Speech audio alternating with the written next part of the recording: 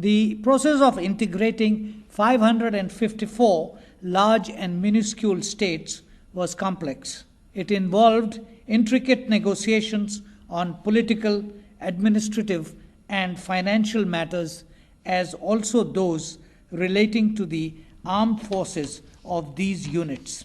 It was almost completed by the time the Constitution came into force on 26 January 1950. Nevertheless, a passage in V.P. Menon's classic and first-hand account highlights what was not accomplished at that point. And I quote, "We had demolished the artificial barriers between the states inter se and the rest of India, and had indeed laid the foundations of an integrated administrative and financial structure. But the real integration had to take place in the minds of the people. This could not be accomplished overnight.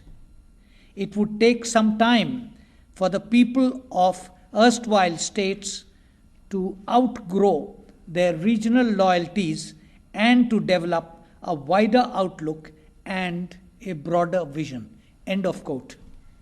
Menon goes on to quote Sardar Patel's apprehensions in the matter, and I quote again, "Almost overnight, we have introduced in these states the superstructure of modern system of government.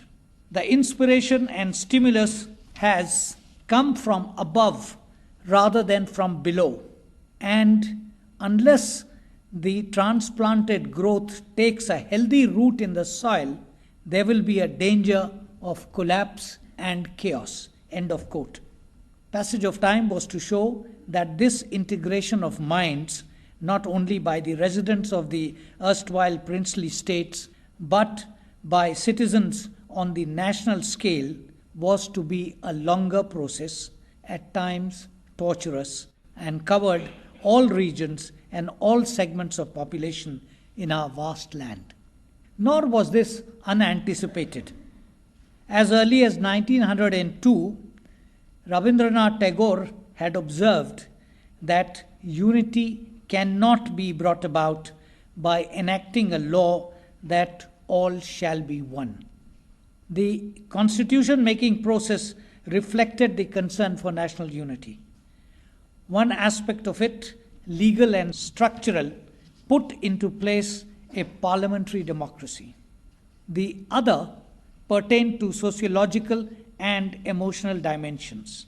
Emerging from the inherited pattern of centralized governance, the concern was to prevent balkanization as well as to accommodate what Sunil Khilnani has called layered Indianness that specifically recognized linguistic and cultural identities. This was reflected in the end product, a union of states described by Ivor Jennings as a federation with strong centralizing tendencies.